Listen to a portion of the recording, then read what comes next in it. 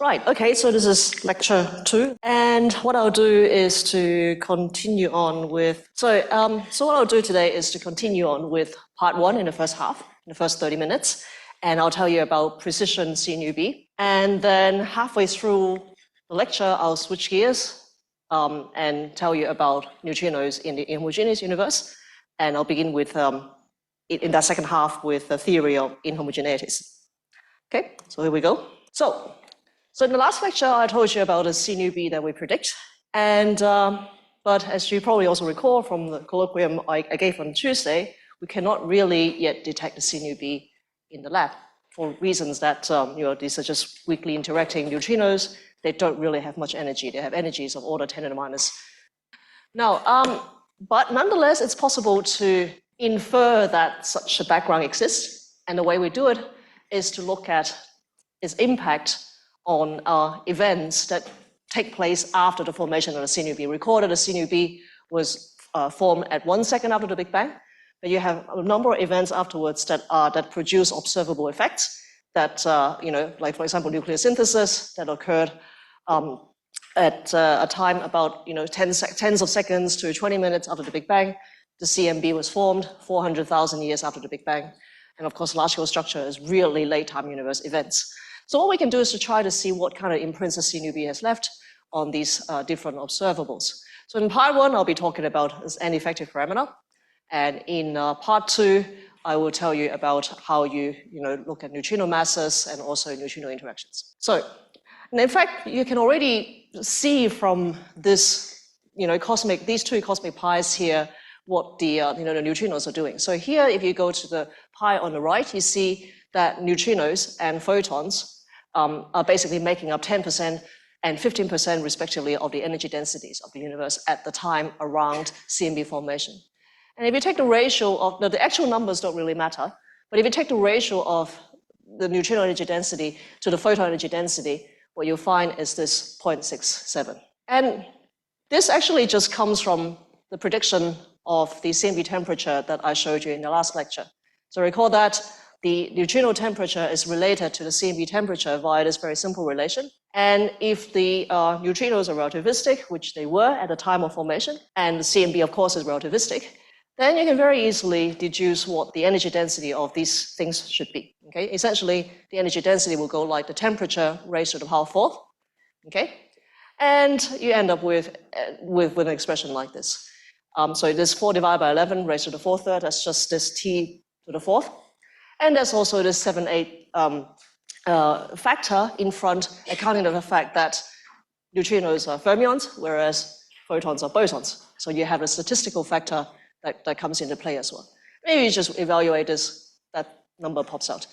And since we know that we have 3 families of standard model neutrinos, you multiply this number by 3, and out pops 0.68.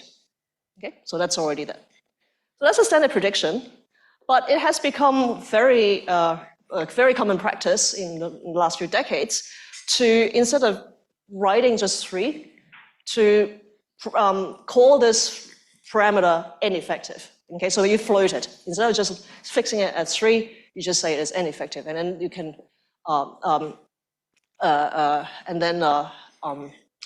try to infer what the data prefer for this number. And in fact, as it turns out, you can calculate this n-effective parameter very, very precisely within the standard model. Okay, it's not an integer, and it is not an integer because ultimately, if you look the way this n-effective parameter is defined, it is an energy density ratio. Okay, so there are, if you, for whatever reason, so you might deviate from the picture that I showed you last lecture, you could actually end up getting an n-effective that is not exactly 3. And in fact, if you sit down and actually do the precision calculation, the standard model for this n-effective parameter is in fact 3.044, and there are even error bars around it from the theoretical calculations. Okay, and I'll say more about this later on, about exactly what goes into the precision calculation. And even more interestingly, there are a lot of standard model particle physics effects that models that would give rise to light in the sense of particles having sub-electron volt masses and feebly interacting particle species.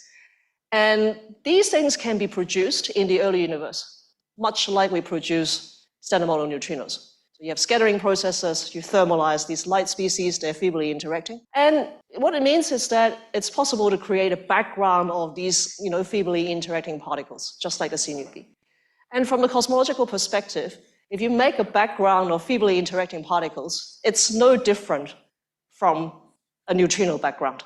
Okay? So what people have been doing in the last decade or two is to basically lump all of these additional particles, light particle species that you might make from your beyond standard model particle physics model, and then you put it together with the neutrinos, and then kind of lump them all together and define as N effective as standard model neutrinos plus other stuff that is light. Okay, so when people talk about N effective today or constraining, using N effective to constrain light particle species, this is really what they're trying to do. All right, now, so looking for the effect of N effective is actually quite straightforward at a fundamental level. And essentially what we're doing is to look at how a change in the N effective parameter can change the expansion rate. And this is possible because, if you recall, this is the Freeman equation, which relates the Hubble expansion parameter to the energy density in the universe. And as I said in the last lecture, if you're looking at the very early universe, then the energy density is dominated by relativistic particle species. Now, so if I have no neutrinos or more neutrinos, then clearly you're changing that energy density. Okay, and so that's basically by looking at this, how changing this energy density, right, this N effective parameter, and how that changes the expansion rate, that we can try to see what is the effect of the C nu B on cosmological observables. Okay, so as mentioned earlier, there are two places where you can find this. One is primordial nucleosynthesis, and CMB, and the second one is CMB anisotropies. So first of all, nucleosynthesis, that's basically a network of nuclear reactions taking place at temperatures around 100 keV to 10 keV, so that's shortly after neutrino decoupling, that allow us to turn neutrons and protons into light elements like deuterium, tritium, helium-3, helium-4, lithium, beryllium. Now, clearly, you have these reactions taking place in the expanding space, then you can already deduce for yourself that change in the expansion rate will have some effect on how much of each of these elements you produce. But as it turns out, the largest effect of change in the expansion rate is in fact on helium-4. And the reason is that, so in the early universe, you don't really have nuclei, you just have protons and neutrons. And the ratio of protons to neutrons to protons is governed by these two reactions. So it's just beta processes, we call. Okay, so you can turn a neutron into a proton neutron, depending on how many neutrinos you have, etc. If you are to change the expansion rate, then these two processes are very seriously affected. And since helium-4 is an extremely stable nucleus, it tends to suck in all the neutrons that you have. And so if you drastically change these two processes because of the expansion rate, then in the end you will have also a very strong effect on helium-4 if you change the expansion rate. Okay, so here is the picture showing you the abundances of various light elements. Okay, so this red line here is that's hydrogen-1, that's just a proton, in other words. Black line is neutron, and another important line you want to look at is this blue dotted line here. So you can see here that the neutron, this is neutron abundance sort of goes down, and then nucleosynthesis starts, and all the neutrons are basically sucked into helium-4. So here's another picture showing you the yield. And on the horizontal axis, what we're plotting is the baryon to photon ratio, which is another important parameter in BBN. And these four plots here show the helium-3 abundance, the lithium abundance, and this is deuterium. And up here, YP, this is called a helium-4 mass fraction. Okay, and there are two curves here showing the dependence on this helium-4 mass fraction on exactly how many neutrinos you assume. Yeah, what is the N effective? They call it N nu here, but it's the same as my N effective. So N effective is 4, you get this line. N effective of 3, you get this line. N effective of 2, you get this line. So there's a very strong effect. He is fit to observational data and performed by these people. And what you should be looking at is, so this is N effective here in this horizontal axis, and the blue line, the two blue lines here enclose a region that is preferred by the helium-4 mass measurement. You can see that it's clearly preferring a value of N effective that is very close to 3. Okay? In fact, if you do the fit properly, you find 2.88, which is completely consistent with 3. Cool. So that was nuclear synthesis. As said, another place where you can find where you can try to find the effects of N effective is in the CMB anisotropies. And so some of you probably have played with a code like CAM or class to calculate anisotropies of the CMB. I don't know, maybe some of you have done it. But anyway, there are these public codes around where you can just download and then play around with it and make CMB power spectrum plots like this one very easily in like a couple of seconds. Now, if you download one of these codes and plug in N effective, this is what you would get. Okay, change your N effective, this is what you would get. So here is a plot showing basically 4 different values of N effective that you would get, and the anisotropy power spectrum that you would get if you vary this N effective parameter. And as you can see, there's a very, very huge signature. But what I want to highlight here is that this is not actually the real effect of N effective, and that is because when we use CMB data to constrain cosmology, we are not just measuring the N effective parameter by itself. Okay? Every time we try to do a fit of cosmological data, we are also varying 6 other parameters that describe the lambda CDM model. Because we don't really know what the dark matter density is. Okay? We don't know it from the CMB. Okay? And we don't know what the Hubble parameter is either. We also learned about that from the CMB. Baryon density is again something we know from the CMB, spectral index, power spectrum normalization, etc. So if I am to figure out what is N effective from this data, I have to vary 7 parameters, the 6 basic lambda CDM parameters plus N effective. And there are degenerate effects between these parameters that can cancel to a large extent this huge signature that you're seeing here. Okay, and in fact, if you try to play this degeneracy game and use, for example, the matter density and adjust matter density and the Hubble parameter in order to match the first few peaks, then it turns out that the irreducible signature of N effective is actually in the damping tail. Okay, so this is a plot from this paper, which is 10 years old now, more than 10 years old now. And what they're showing here is that they have, they change N effective, but at the same time, they tweak the matter density parameter, they tweak the Hubble parameter.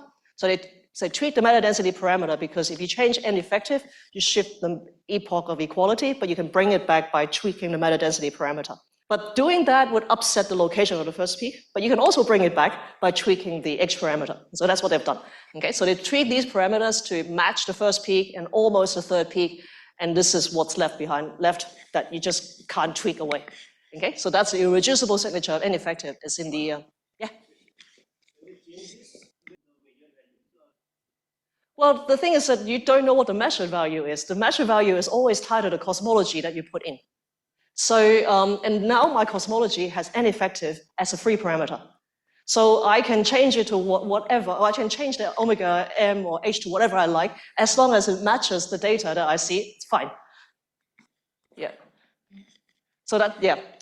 And you're right, it does, if your N effective is large, that does affect your inference of omega M and H, which is actually one reason why people try to alleviate the H0 tension by playing with N effective. But anyway, so this is the irreducible signature. And roughly speaking, what's happening is that here and the high L end of the CMB power spectrum, you're looking at what is called a diffusion damping scale, a diffusion damping tail. Okay, and the reason is that, so in the first few peaks of the CMB, let's go back to this other picture. You have these acoustic oscillations peak, but then it dies away. Okay, and the reason this kind of gets damped away is because you have photons that are doing a random walk in diffusing in a soup of electrons. Okay, so there's and if it's diffusing, then this diffusion would tend to wipe out any anisotropy that you have on scales below the diffusion scale. And this diffusion scale is something you can establish, you can calculate, estimate, and it looks something like this. Okay, so this is RD diffusion scale. You have Thomson scattering, which is what is causing the diffusion in the first place. And the free electron density enters into the picture as well, because you have photons diffusing in a free electron bath. And last but not least, the Hubble expansion rate enters into the picture. Okay, so that's basically telling you that the diffusion scale is dependent on the Hubble expansion rate at the time the diffusion is happening. And that's why we're sensitive to, N effective. Okay? And again, you can use this to establish what is N effective. And as I have mentioned earlier, it's 2.99. So again, very consistent with 3, which does not bode well for sterile neutrinos, light sterile neutrinos, in other words. Okay, cool. So that's the observational aspect of this N effective parameter. So I said earlier that we can calculate the standard model value of N effective very, very precisely. And in fact, it's like, accurate, we can calculate to 5 significant digits. Okay? We can ask why that is the case. What I'm going to do is, in the next few minutes, is to describe why you have these corrections at all. And essentially, these corrections come from the fact that ultimately the N effective parameter is defined as an energy density ratio, which means that if you upset the energy density either in the neutrino sector or in the QED sector, you can upset this number. You can make it deviate from 3. Okay? So there are a number of things that can change the energy density in the neutrino sector, like non-instantaneous neutrino decoupling, neutrino flavor oscillations, and there's some details on how you model the electron gas going non-relativistic.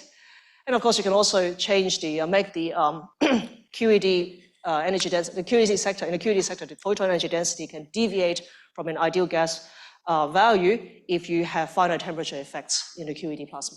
So I'll just describe briefly what these things are in the next few minutes. Oh, okay, so first of all, why are there even deviations in the first place? Why do these corrections even enter in the first place? Or in other words, what is wrong with this picture that we used in the last lecture to come to this energy, this temperature ratio relation? Well, there are a couple of things that are wrong. The first is that when we use this picture to deduce the neutrino temperature, we had assumed that neutrino decoupling was instantaneous.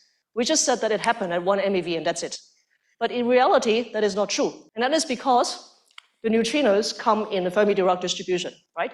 And we know that the weak interaction rate goes like E squared. Okay, so what this means is that those highly energetic neutrinos will stay coupled to the QED sector for longer than the low energy neutrinos. The low energy neutrinos will decouple first, and then the high energy ones stay coupled. Okay, so it's not actually an instantaneous process, decoupling. It's something that's a bit fuzzy, takes place over a range of temperatures. Now, then the next thing is here we have E plus E minus annihilation. And again, I said it was instantaneous at 0.5 MeV when the temperature matches exactly the electron mass. Again, that's not true, because even the electrons come in a distribution of energies. And the low energy ones will go, will do E plus E minus annihilation first. And then the high energy ones are too energetic. And they take they take some time. Okay, so that's what is happening over here. That you have overlapping between these two epochs. Okay. The second reason is that we are looking at these scattering processes at a finite temperature. Okay, so you're not looking at E plus gamma scattering off an electron or whatever in vacuum. You're looking at these processes taking place in the plasma. And it is, there are lots of electrons around, lots of photons around. So at MeV temperatures, finite temperature effects will kick in. Okay? And these finite temperature effects would essentially allow the QED plasma to deviate from an ideal gas behavior. And that changes the equation of state, and that changes this expression as well. Okay? So that's the reason why that is what is wrong with this picture, essentially. There are too many simplifying assumptions. But we can try to systematically drop these assumptions and calculate things properly. So let me describe first of all how we treat the first effect, the non-instantaneous decoupling.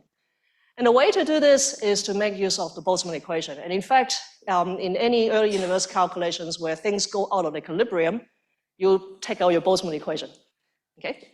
And the idea here is that you track the phase space density of the particle species you're interested in, and you write down a Boltzmann equation which looks like this. And you have one part here that basically tells you how the particle should propagate in the system. And in the cosmological context, this is essentially the expansion of space. And you have a collision term, which is essentially all the scattering, encapsulates all the scattering processes, annihilation processes that the particle species would undergo. Okay.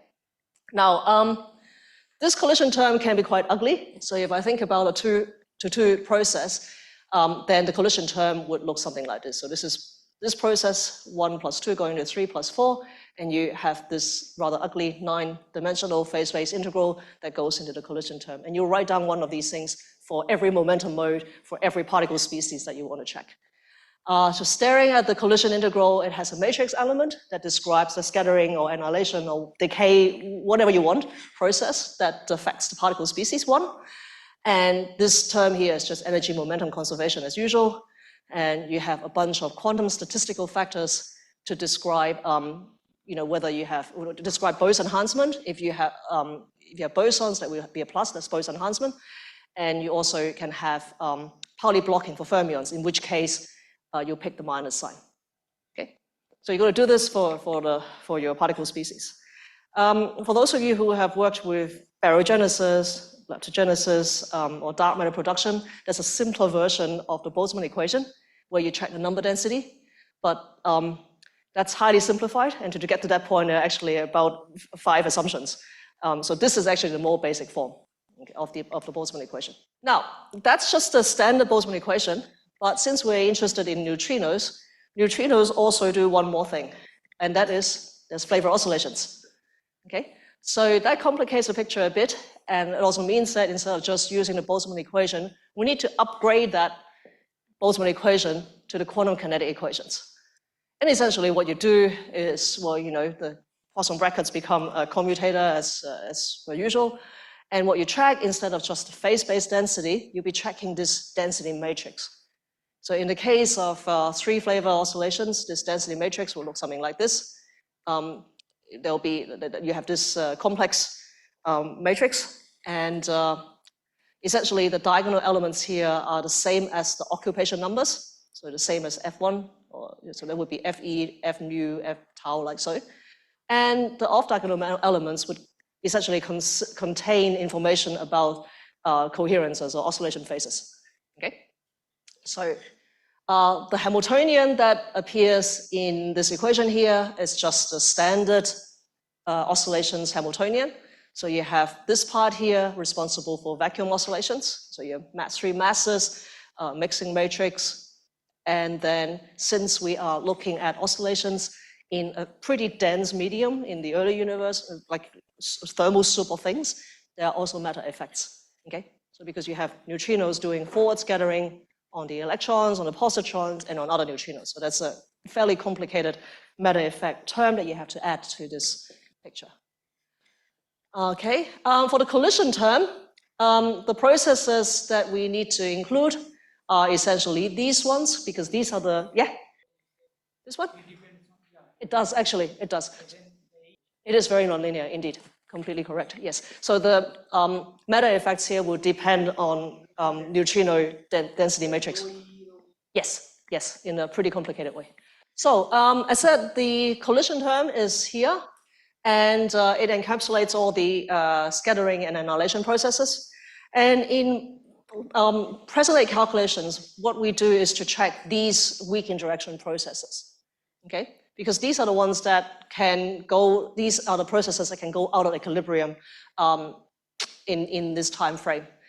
We don't check the processes in the QED sector because we can always assume them to be in perfect equilibrium, which is actually pretty good. Some people have tried to calculate them and they didn't really find a strong effect. So we just track these weak interaction processes.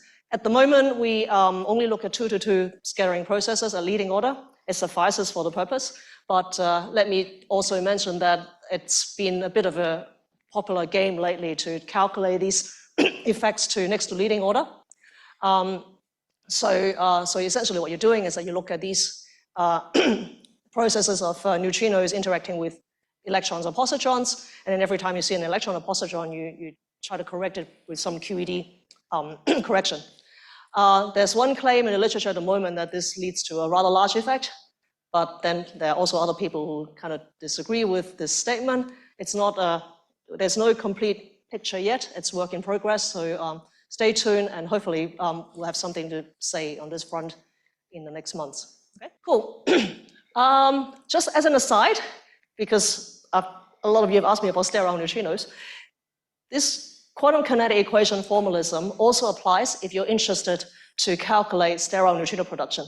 Okay, it's exactly well, not exactly the same, it's essentially the same set of equations, and you can use it to calculate light sterile neutrino thermalization, as in the light sterile neutrinos that are sub-electron volt to electron volt masses motivated by the short baseline experiments. And you can also use the same set of equations to consider KeV sterile neutrino, dark matter. The differences here is that if you consider sterile neutrinos, obviously you need to add another mass eigenstate to your equation of motion. Okay. Another thing is that if you look at a really sterile state, you will have no matter effects for the sterile state, also no collisions. And one further difference is that if you're looking at electron volt sterile sterile states, these are normally produced very efficiently around neutrino decoupling times. So you don't have to, so that's kind of like producing standard model neutrinos. The KeV states, on the other hand, are produced much earlier, so there will be some slightly different expansion effects. But otherwise, it's the same set of equations. You can also use the same set of QKEs to consider NSI. And in fact, these guys have done that recently, and I'm sure they have another paper earlier, but this is their latest one. And essentially, you're looking at non-standard interactions that can enter into the collision integral, as well as in the matter effects. Okay, and then you just stick them into your collision term in your quantum kinetic equations. You change the equation of the matter effects. You run the code, and as you can see here, they are seeing some slightly different numbers for the n-effective parameter if you include these non-standard interactions. Okay, there's a lot of equations you have to code up, but luckily, some people have already done the hard work. So there are, at the moment, a couple of codes that you can just download. They're public. One's called Forte Piano. It's written by Stefano Gariazzo and Sergio Pastor and other people.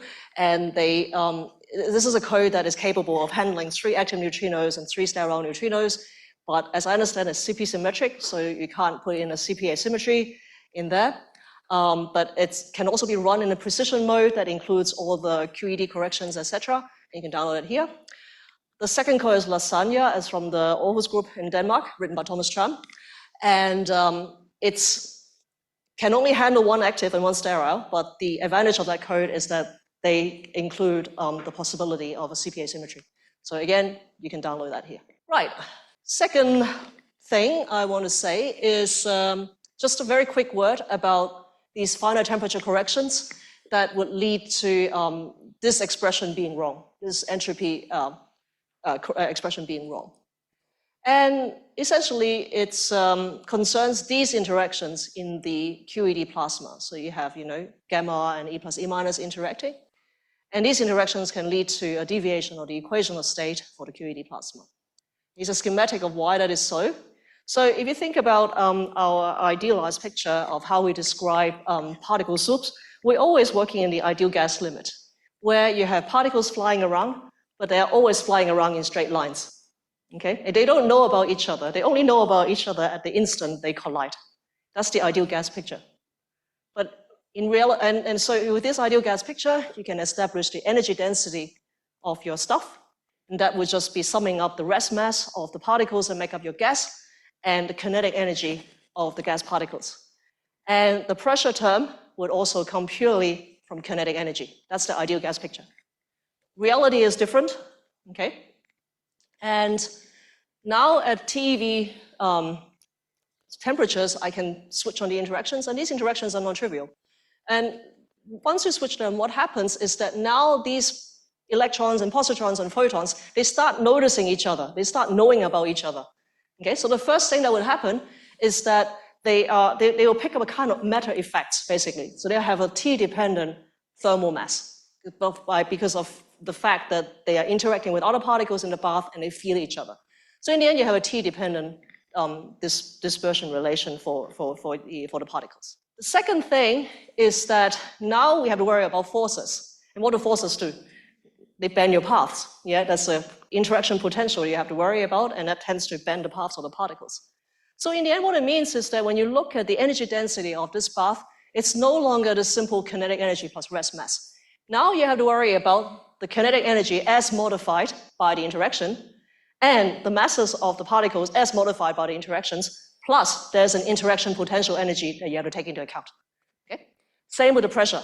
Okay? There's kinetic energy that still contributes, but it's slightly modified, and the forces are also have to be taken into account, because after all, we know pressure is just forces on an area, right? So this have to be taken into account. And overall, when you take it all together, you get a modified equation of state for the QED plasma. For those of you interested to calculate these things formally, there's a whole finite temperature QED formalism that you can take, and essentially what we're doing is to calculate correction to the partition function of the QED plasma. It's this diagram. Okay. So anyway, summing up everything, you get this 3.044, and here's a table that basically lists the contributions from each correction that we can think of, and some are large, some are small, some are negligible, etc. And anyway, this came from this preprint that we put on the archive in February. So yeah, and I think that's it of all I want to say in the first part about homogeneous universe and neutrinos. And do we have questions, or should I just move on and switch gears? Maybe I'll break a little bit, because the next part is totally different. Yeah. Well, it's simply so what we're doing here really is just to ask, how well do we know this? Like, how can it affect this standard model effect? You mean the non-standard, the NSI? Yeah. So well, NSI is just something that people can probe, and you can ask, if I have a very good measurement in the future from the CMB of this ineffective parameter, could I probe this difference? Yeah, can I distinguish between 3.057 and 3.044? The current prediction is outside the range, right? It is outside the range at the moment. In the future, we expect the CMB S4 should have a sensitivity to ineffective of 0.02. So we're still above, still much, the prediction is still below that error bar. But our starting point for doing this properly is to make sure that we know this number so well that we don't have to propagate errors. Yeah. Why these guys did the NSI? Well, why not? It's something that you can do, so you do. Yeah. But you're right, it's not really measurable at the moment. Yeah. That can affect this technically is density, matter density, and the effective. Yeah. So, but from the current calculation, that means that there are other possibilities. They are very highly constrained. They are highly constrained. Not only new. Yeah. So at the moment, the error bar on ineffective is about 10%. So there are some axions, QED axion scenarios that are allowed. But if you want to thermalize a full species that has an equivalent temperature to, say, neutrinos, that is really strongly disallowed in this picture. Yeah. Yep. Why the finite temperature affects only the electromagnetic forces, and why the other? Not the neutrino sector. You can do it. There will be a minute effect, so we don't do it. That's the reason. Because in the end, these interactions are proportional to the fine structure constant, whereas these interactions are proportional to the Fermi constant. So it's really just a hierarchy of the interaction strength. So that these effects are percent level. If you want to calculate final temperature effects for the neutrinos and how it affects the equation of state, it will be so tiny that my computer won't even distinguish between the numbers. So yeah, that's the reason. All right. Should I? Oh, okay. Yeah. It's a possible dark matter candidate. Yeah, definitely. I mean, what people are working on now is to try to constrain the parameter space by looking at things like X-ray emission, like because you expect the sterile neutrino to you can decay, right? So and emit photons. So that's what they're looking at now, X-ray emissions, to constrain the parameter space. There are also people who try to get around these constraints by making the production mechanism more complicated, so that you can get away from some of these X-ray constraints. There are several groups that do this. I mean, they're not dedicated experiment per se, but there are a lot of X-ray observations. And there are a number of groups, mostly concentrated around people like Alexei Boyarsky, I guess, in Leiden, and they are analyzing the data, and maybe Kusenko, I guess, as well. Yeah. So there are groups that work on using X-ray data. There's no dedicated experiment per se looking for sterile neutrino dark matter. Okay, so I'll switch gears, totally switch gears. Okay, so part 2 is neutrinos in the inhomogeneous universe. And I'll talk about, first of all, the theory of inhomogeneities.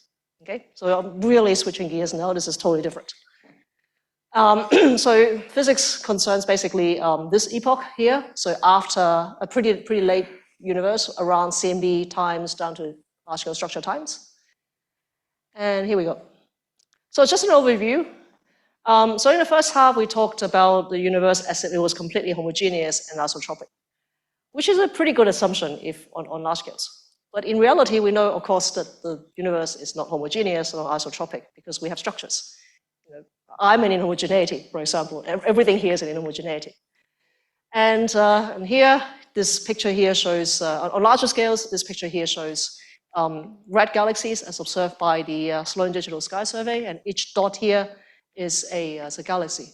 If you squint your eyes, it looks pretty homogeneous, but you look closely, you notice it's not homogeneous. Similarly with this picture over here, which shows the intergalactic hydrogen clouds. It's from a simulation. CMB is not homogeneous. We've seen all of these fluctuations as well. So we have a way to describe these fluctuations. And essentially the theory that we have at the moment, the consensus we have at the moment, is that the universe starts with a phase of inflation, and this is driven by a scalar field. But the scalar field itself can have quantum fluctuations on it. And these quantum fluctuations will disappear and appear, but during the phase of inflation, everything gets stretched out to very, very large scales at a very quick in a very short time. And what this means for these quantum fluctuations is, this expansion means for the quantum fluctuations is that they will freeze in.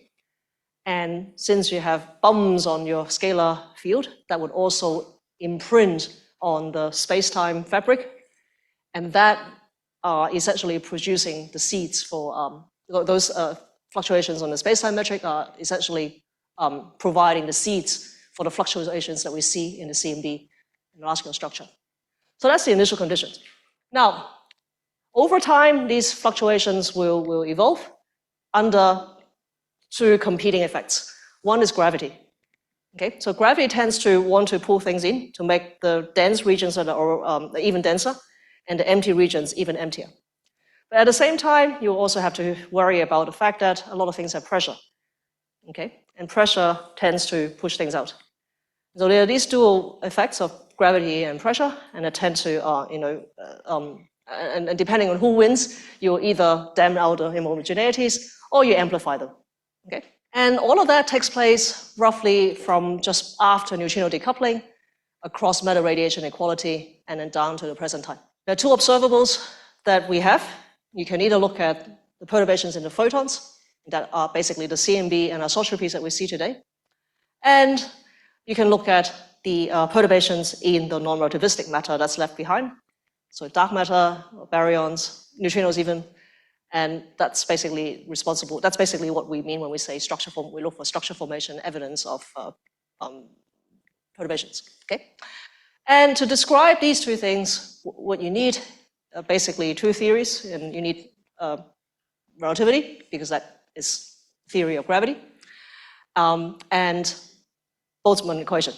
That tells you how different kinds of things evolve and different, perturbations in different kinds of substances evolve. Okay, so that's the CMB and structure formation dynamical epoch, mainly taking place in matter domination and a little bit in radiation domination as well. Now, okay, a couple of equations to describe homogeneities in large scale structure. In large scale, what we do from the theory point of view is to perturb around the Fermilab-Lemaitre-Robertson-Walker spacetime.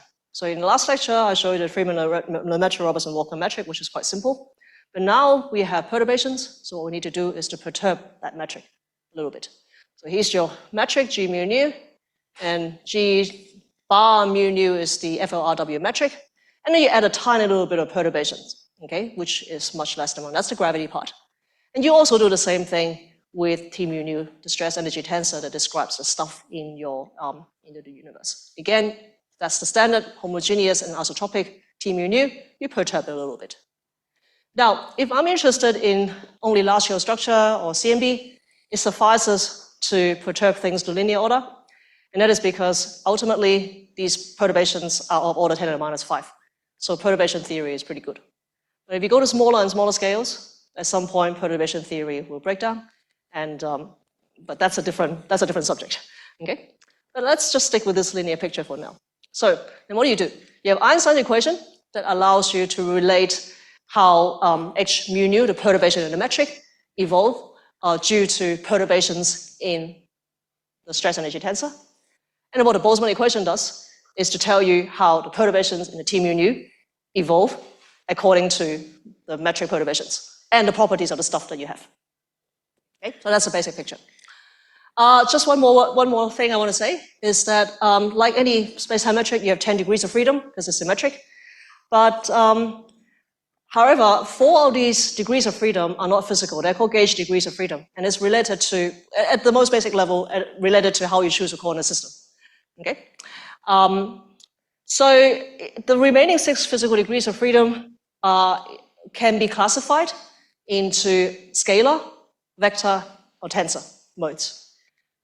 For structure formation, only the scalar modes matter.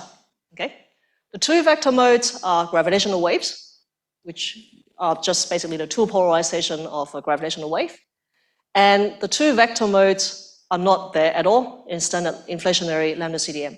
Although if you deviate from inflationary lambda CDM, for example, if you have magnetic fields, then you can have vector modes. But in the most basic picture, we really only just need to worry about the scalar mode, so it's just 2 degrees of freedom.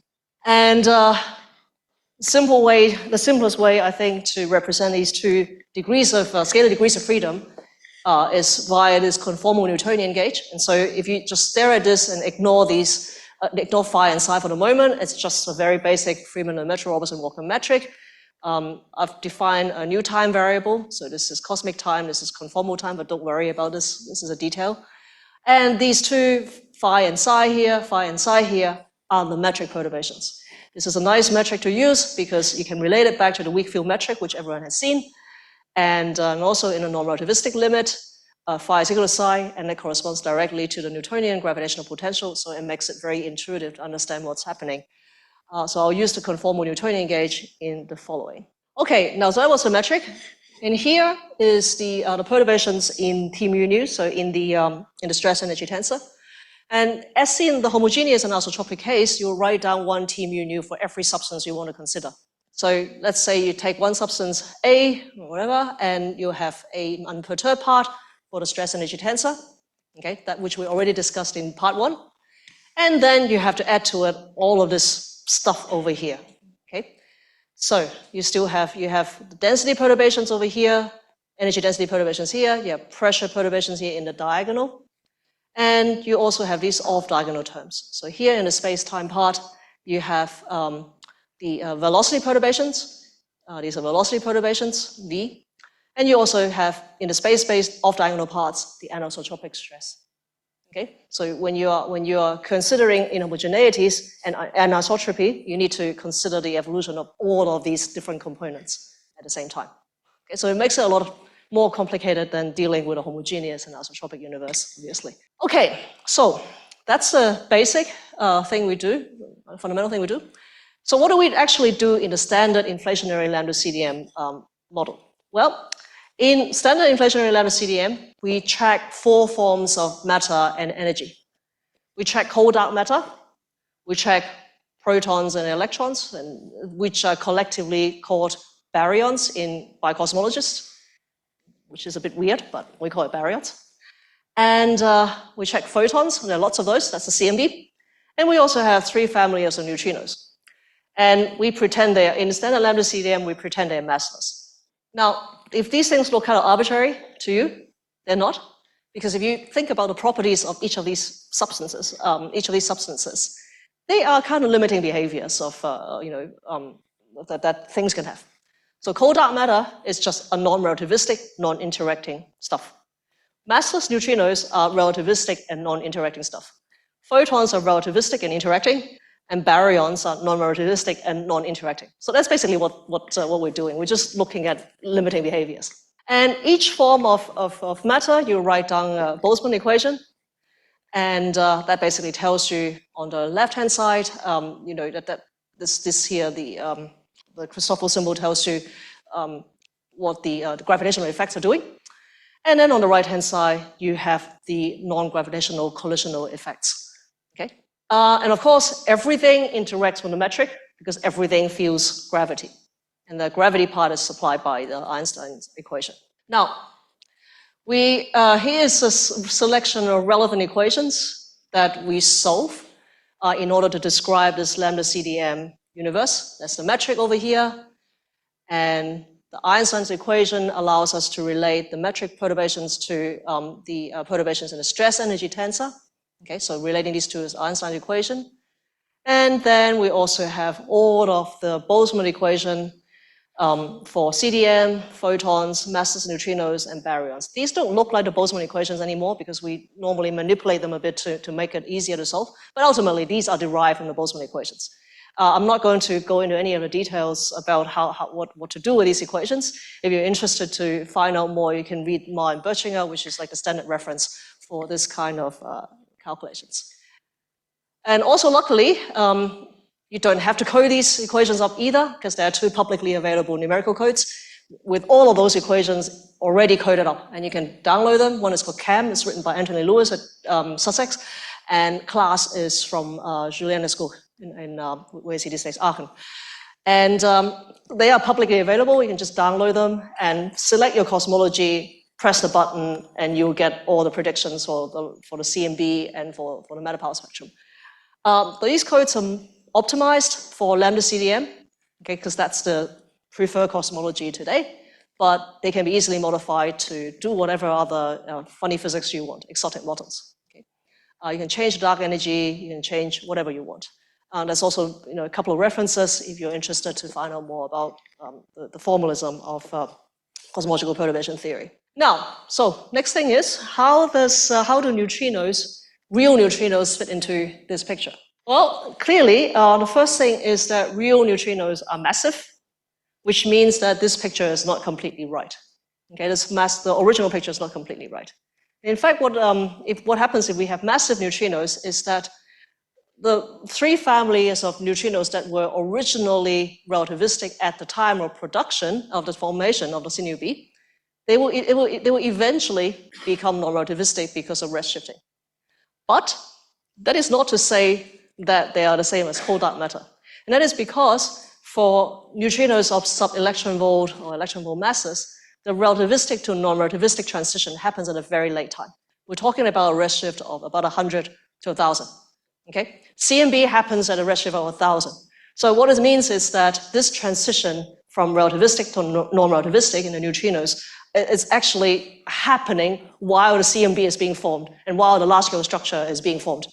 Okay? So it is important that we track how the neutrinos go from relativistic to non-relativistic.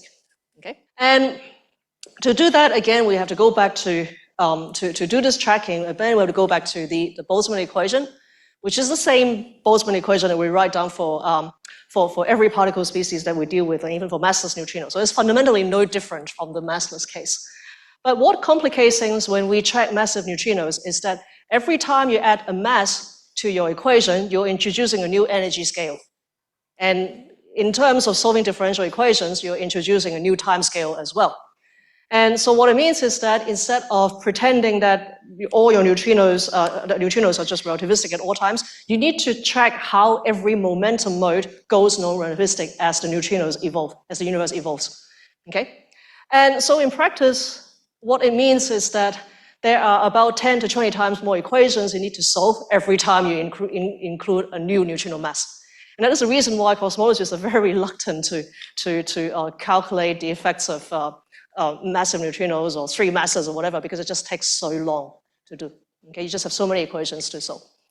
But nonetheless, the formalism for this calculation exists, and essentially it's something like this. So again, you have the, we're tracking, as said, the phase space density of the neutrinos. And what you want to do is to split it up into a homogeneous part and a perturbed part. And you can write down the Boltzmann equation, linearize for the perturbed part, which looks something like this. It's the same as the previous equation, it's just written a bit differently.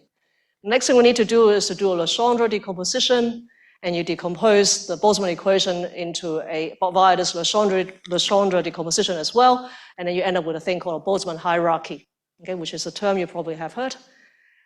You calculate these moments, these Legendre moments, and once you have the solution, you can put them back into this integral here to form your energy density perturbation, the pressure perturbation, the velocity perturbation, and the anisotropic stress of the neutrino fluid. Again, every equation here is in Riemann-Birchinger, and they're also all coded up in the Boltzmann codes, CAM and class, so you don't have to do it yourself. So actually, I'm quite on time. So that's basically the all I have to say today about the theory of inhomogeneities. What I'll do this afternoon is to tell you about the fun things that we can do with this. There are two topics that I will focus on. I'll tell you about non-relativistic neutrinos and how they evolve in the low redshift universe, and especially their role in structural formation and how neutrino mass constraints come about. And I will also tell you about something that's probably a little bit non-standard, and that is the free streaming of relativistic neutrinos around CMB formation times and how it can be used as a probe of non-standard neutrino interactions as well as neutrino decay. Okay, so that's all I have to say today, and I'm very on time. On the earlier slide, you used the word for decomposition, which I didn't hear properly. Decomposition? Yeah, what was the Legendre decomposition? Yeah. So the main thing is you're looking at, so we do everything in Fourier space, right? So you look at the perturbations, you decompose it, do a Fourier transform, so you have a wave vector. And the Legendre decomposition is essentially asking about how the neutrino momentum aligns with this wave vector. Yeah. Okay, can you raise hands if you have further questions? Hi. So you talked about degeneracies with N effective in CMB. Yeah. So I'm aware there is one degeneracy in the BBN with N effective, which is the neutrino chemical potential. Mm-hmm. Does that show? Would that show up in the CMB as well? Yeah, you can. Yeah, in principle. So if you have a chemical potential and it's fairly large, then it can contribute to N effective. That's one way you can test N effective, and you can see that effect in both BBN and CMB. The second effect of the chemical potential for BBN only is if you have a large chemical potential in the electron neutrino. And that is because that has a direct effect on, let me see if I can find it, on this process. Okay, these processes. Indeed. If you have a chemical potential here in the new E and the new E bar, you change that. Okay, so that's an additional effect that is peculiar to electron neutrino, and that you cannot see in CMB because CMB doesn't care about whether you're electron neutrino or mu neutrino or what. So CMB only sees can only feel the expansion effect. Yeah. Okay, thanks. Would you then say that the CMB actually indirectly constrains such lepton asymmetries because the CMB and the BBN? You can use CMB to constrain the chemical potential. People have done that. Okay. The constraint at the moment is order 0.1 or maybe 0.01. It's not very tight. We can't get to 10 to the minus 10 or even 10 to the minus 5. Okay, it's just okay, got it. Yeah. Thanks. Okay, I don't see any more questions. No, I see more one. here. Yeah, so when we were solving those Boltzmann equations, we were splitting up things in this Legendre partial wave expansion kind of things, right? The partial wave expansion kind of things when we were solving this Boltzmann equation. Now, is there any way to intuitively understand that how the larger moments tend to be smaller than the larger moments are smaller. Yeah. That is because the larger moments in the Legendre decomposition are related to things streaming away. Okay, so if you have a relativistic particle species, those moments are always will be large. Okay, my talk, you're talking about the Legendre moments, right? Yeah. So, so what you see if you look at, say, photons, for example, and you look at how the moments evolve, what you see is that once a wave wave number, once a scale enters the horizon, you see that you generate some density perturbation, but then the nature of the equations of this Boltzmann hierarchy is such that you will pass the power to the next mode, and the next mode, and the next mode, and the next mode. Yeah. So they're not small. They're not small at all. They're only small if you have non-relativistic particle species. So I'll get back to that. So, okay, here. Yeah. So photons here, you have this huge hierarchy, and L here it just keeps going to infinity in principle. And because it's relativistic, it's indeed the case that you have, once you pick up a delta, once you have a density perturbation, it will be passed on to theta because there's a coupling. Yeah, so theta depends on delta. And it will be passed on to the next mode because it depends on the mode below, and it gets passed on. Yeah. But in the case of CDM, you don't have that happening because it's cold. Okay, and all the higher moments are essentially kinetic moments. And so that will be large, it's still kind of large, but the next one, the next moment relates to the dispersion, velocity dispersion. And you don't have sufficient velocity dispersion for cold dark matter species. So it disappears and we just truncate because there's no need to track it.